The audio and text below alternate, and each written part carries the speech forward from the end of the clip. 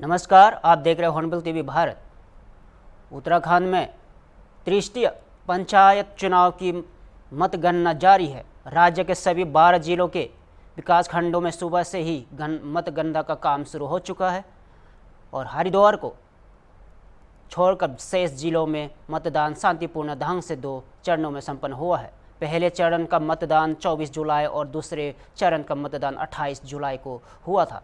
चुनाव आयोग के अनुसार कुल 69.16% मतदान दर्ज किया गया है। इस बार करीब 32,580 उम्मीदवार मैदान में है।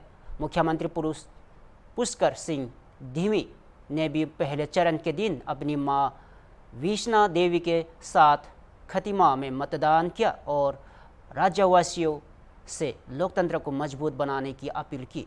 मुख्यमंत्री ने सोशल मीडिया के माध्यम से मतदाताओं से जागरूक, ईमानदार और ग्रामीण विकास के प्रति समर्पित प्रतिनिधियों को चुनने की बात कही। देखिए, सबसे पहले मतगणना शुरू हो चुकी है। प्रातः 8 बजे अभी मतगणना शुरू हो गई है। अभी हमारे पास टोटल 20 टीमें हैं और 7 चक्रों में मतगणना खत्म होगी। पहले चक्र में हम लोगों ने 20 से 23 की मतगणना होगी और पहले सबसे पहले ग्राम पंचायत के परिणाम निकलेंगे और वार्ड नंबर की, तत्पश्चात बीडीसी और जिला पंचायत सदस्य के परिणाम निकलेंगे। हमारे पास रामनगर ब्लॉक है तो 3 जिला पंचायत सदस्यों के पद हैं। इसमें टाइम लगने की संभावना है। लगभग 3 से 4 चरणों के बाद पहला सदस्य का पद हमारा क्लियर हो जाएगा। आज की एक बड़ी और बहुप्रतिष्ठित खबर, महाराष्ट्र के मालेगांव विस्फोट मामले में 17 साल बाद फैसले आने वाला है। 31 जुलाई गुरुवार को विशेष एनआईए अदालत इस बहुचर्चित मामले में अपना फैसला सुनाएगी। आपको बता दें कि 2006 में हुए इस घातक विस्फोटक में 6 लोगों की मौत हुई थी और 100 से ज़्यादा लोग घायल हुए थे। यह मामला सांप्रदायिक रूप से संवेदनशील शहर मालेगांव में उस समय हुआ था जब इलाके में त्यौहार का माहौल था। यह मुकदमा 2018 में शुरू हुआ था और हाल ही में 19 अप्रैल 2025 को पूरा हुआ। इसके बाद इससे फैसले के लिए सुरक्षित कर दिया गया था। स्थानीय लोग लंबे समय से इस दिन का इंतज़ार कर रहे हैं कि उनका कहना है कि उन्हें न्यायपालिका पर पूरा भरोसा है और वे चाहते हैं कि दोषियों को सख्त सजा दी जाए। अब सबकी निगाहें विशेष अदालत पर टिकी है।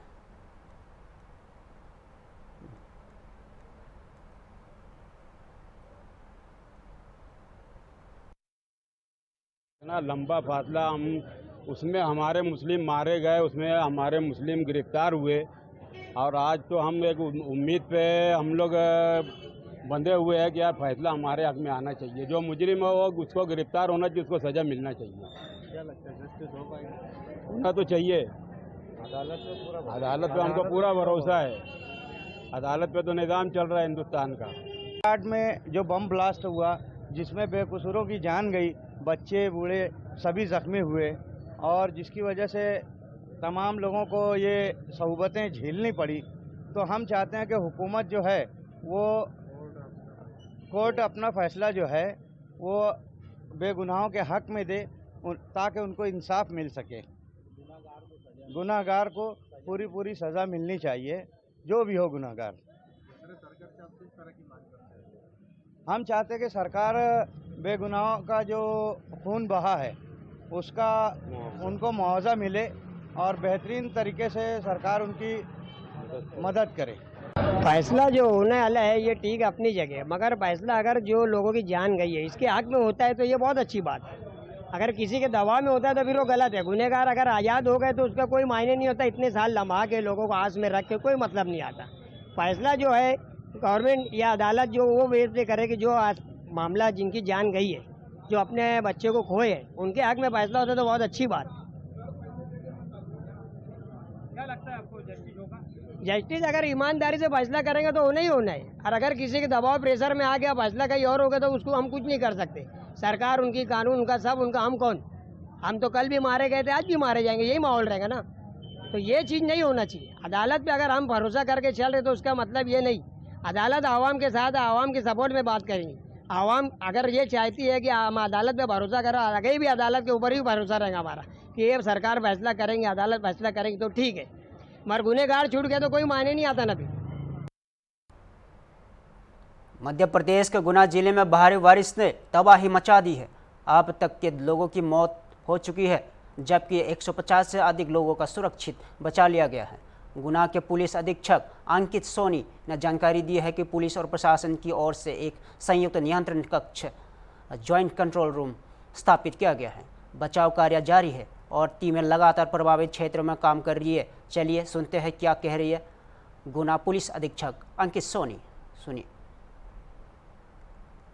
से काफ़ी ज़्यादा अतिवृष्टि हो रही है, जिस कारण से पुलिस प्रशासन पूरी तरीके से सतर्क है और हमने इसकी पहले से ही व्यापक स्तर पर तैयारी कर ली थी। जैसे ही हमको वर्षा का आकलन हुआ तो सबसे पहले मेरे द्वारा ये निर्देश दिया गया अपने फील्ड स्टाफ को कि थाने का सभी फील्ड स्टाफ फील्ड में ही रहेगा और जितने भी नदी नाले रपटे हैं हमने पूरे हमारे स्टाफ ने वहाँ पे मोर्चा संभाल लिया। इसके अलावा फिर हमने कलेक्टर साहब के माध्यम से एक संयुक्त पुलिस और प्रशासन का कंट्रोल रूम भी स्थापित किया, जिसमें हमको पल पल की सूचनाएं आ रही थी और हमको ये भी सूचना आ रही थी कि कहाँ पे हमको रेस्क्यू की ज़रूरत है। तो कल हमको काफ़ी ज़्यादा सूचना आई तो पुलिस ने इन सब कार्रवाइयों इन सब पे एकदम तत्परता से हमने टीम गठित करके कल काफ़ी ज़्यादा लोगों को रेस्क्यू भी किया है और पुलिस प्रशासन किसी भी आपदा किसी भी विपत्ति से निपटने के लिए पूरी तरीके से सजग है। सर, कुछ लोगों के बह जाने की और सब मिलने की जानकारी सामने आई है, पुलिस तक ये मामले आए? हमको 2 शव मिले हैं यहाँ पे, एक कैंट थाना क्षेत्र में और एक कोतवाली क्षेत्र में। तो पुलिस ने उनका पोस्टमार्टम करा करके परिजनों को भी सुपुर्द कर दिया है और इसके अलावा पुलिस ने एकदम व्यापक स्तर पे रेस्क्यू ऑपरेशन चलाया था। तो कई सारे लोगों को हमने करीब अगर पूरे ज़िले की बात करें तो 150 लोगों का हमने यहाँ पे रेस्क्यू भी किया है और इसके अलावा फिर काफ़ी लोगों के घरों में पानी चला गया था। तो मेरे द्वारा भी और कलेक्टर साहब के द्वारा भी फील्ड का टूर किया गया था कल रात को, तो मैं सभी जगह पे उपलब्ध था वहाँ पे। तो इसके अलावा जितना भी मेडिसिन्स हैं, फूड हैं और भी तमाम तरीके की ज़रूरत जो लोगों को इस वक्त पड़ रही है, तो उसके लिए पुलिस प्रशासन बिल्कुल तत्परता से खड़ा हुआ है और हम लोगों ने लोगों से ये भी अपील करी है कि अगर लोगों को कोई भी परेशानियों का भी अगर सामना करना पड़ रहा है, उनको किसी भी तरीके की समस्या है, तो वो डायरेक्टली मेरे नंबर पे कॉल करके या हमारे कंट्रोल रूम या कोई भी थाना प्रभारी को वो सूचित करेगा, तो हम लोग त्वरित रूप से कार्रवाई करेंगे। सर, अभी बचाव दल लगे हुए हैं? हाँ, अभी बचाव दल पूरे फील्ड पे है। हम लोगों ने जैसे ही वृष्टि चालू हुई थी लगभग उसके पहले ही सेना के जवान को बुला लिया था। इसके अलावा भोपाल से एक एनडीआरएफ की टीम है, भोपाल से एक एसडीआरएफ की टीम है, ग्वालियर से एसडीआरएफ की टीम है और हमारे लोकल लेवल पे भी जो एसडीआरएफ है उसकी भी 4 टीमें गठित करी गई हैं, जिसमें कई विभाग के अधिकारी हैं, जिसमें से पुलिस अधिकारी मुख्यतः रूप से हैं और सब टीमों को हमने पूरे ज़िले के अलग अलग भागों में बांट दिया है, जहाँ पे जो भी रेस्क्यू ऑपरेशन था वो सतत रूप से जारी है और आगे भी अगर कोई भी हमको सूचना मिलेगी तो हम तत्काल रूप से एक्शन लेने के लिए तैयार हैं। इधर गुना के कलेक्टर किशोर कुमार कन्याल ने बताया कि इलाके में पिछले 3 दिनों से लगातार बारिश हो रही है, जिससे फतेहगढ़ और बमोरी जैसे इलाकों में बाढ़ जैसी स्थिति बन गई है। भारतीय सेना, एनडीआरएफ और एसडीआरएफ की टीमें राहत एवं बचाव कार्य में जुटी हुई है। आइए सुनते हैं कलेक्टर किशोर कुमार कन्याल के क्या कहना है। गुना में पिछले 3 दिनों से लगातार बारिश हो रही थी और लगभग 370 mm बारिश यहाँ पे हुई है।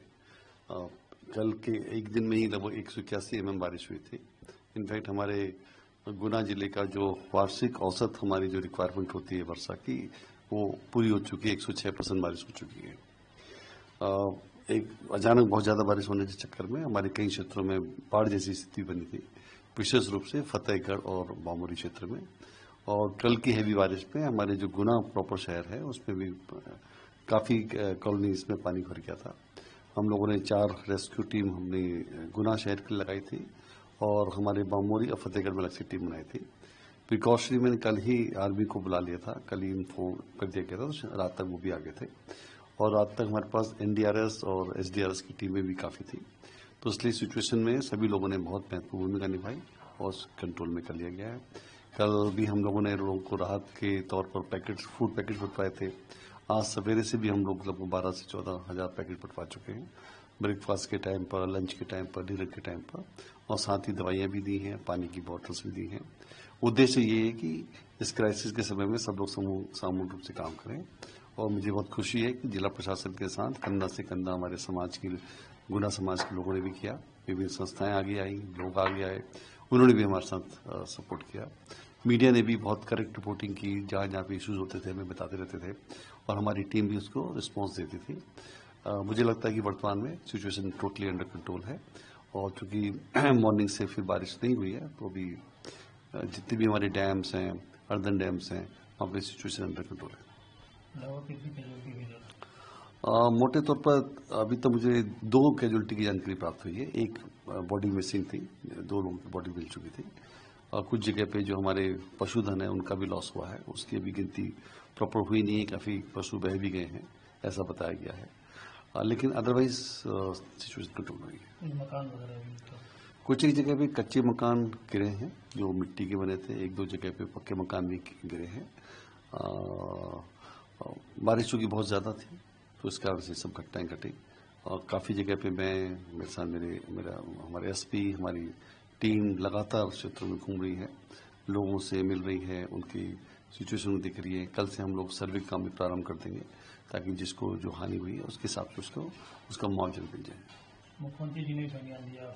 जी हाँ, माननीय मुख्यमंत्री जी ने भी सवेरे वीसी के माध्यम से पूरी जानकारी ली थी, और उन्होंने हमको बोला है कि किसी चीज़ की कमी नहीं होनी चाहिए। हम लोग भी शासन की मंशा के अनुसार पूरा लगे हुए हैं, और कोई भी व्यक्ति भूखा ना सोए, भूखा ना रहे, ऐसा हम लोगों ने प्रयास किया है, और घर घर जाकर हम लोग पैकेट बंटवा रहे हैं खाने के। अभी सिचुएशन वर्तमान बात कर रहे हैं, सिचुएशन पूरी तरह मिलता है? हाँ जी, हमारे जैसे गोपी कृष्ण डैम है उस पर भी पानी एकदम अंडर कंट्रोल है, 432 मीटर पे चल रहा है। हमारी जितने भी अर्दन डैम्स हैं वो सब कंट्रोल में है। एक गोपालपुरा डैम में हमें जो एक पंक्चर करना पड़ा था ताकि पानी का फ्लो धीरे धीरे निकलता रहे, तो उससे भी हमें रिलीफ मिला। हालांकि थोड़े समय के लिए वहाँ के नागरिकों को परेशानी हुई, लेकिन यदि हम वो नहीं करते तो वहाँ पर एक साथ या तो पानी ओवरफ्लो हो जाता, या फिर वो बर्स्ट भी हो सकता, वो टूट भी सकता था, तो एक साथ बहुत ज़्यादा कैजुअलिटी हो सकती थी।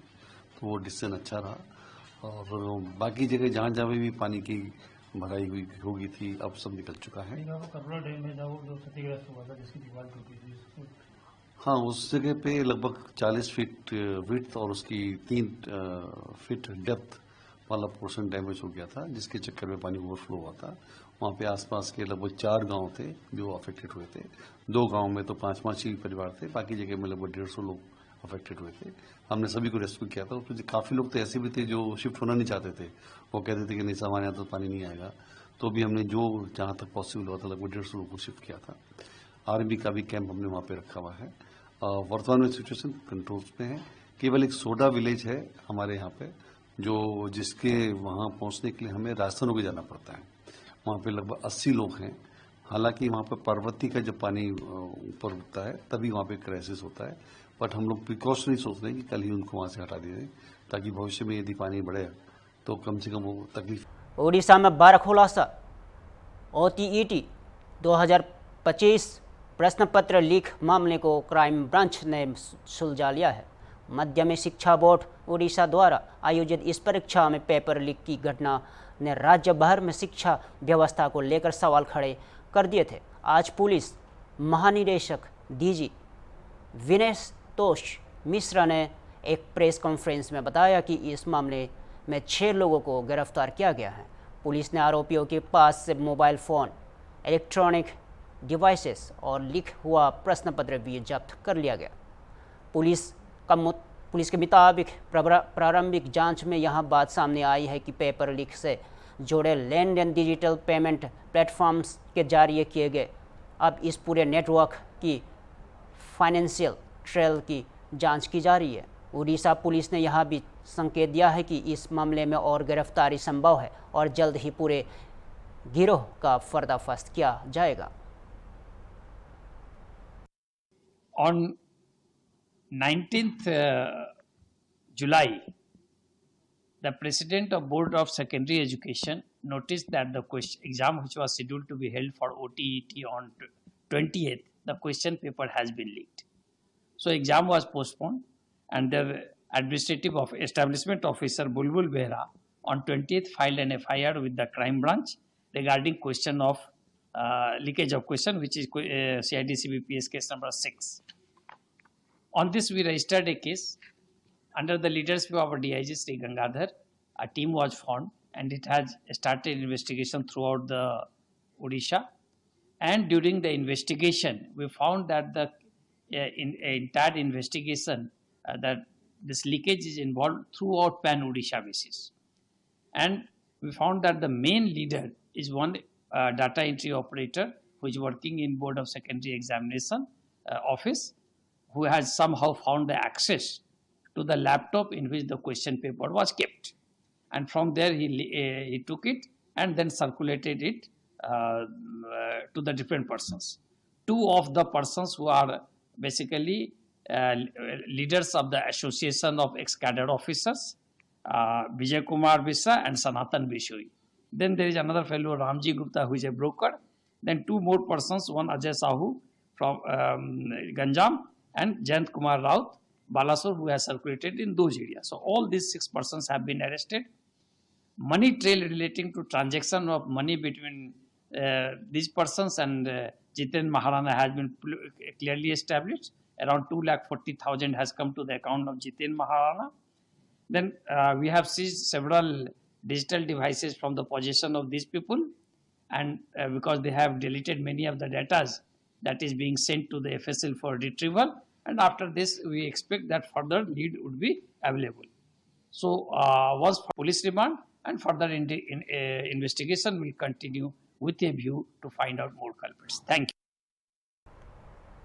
महाराष्ट्र के मलगांव में 2008 में हुए बम धमाके को लेकर लगभग 17 साल बाद आज बड़ा फैसला आया है।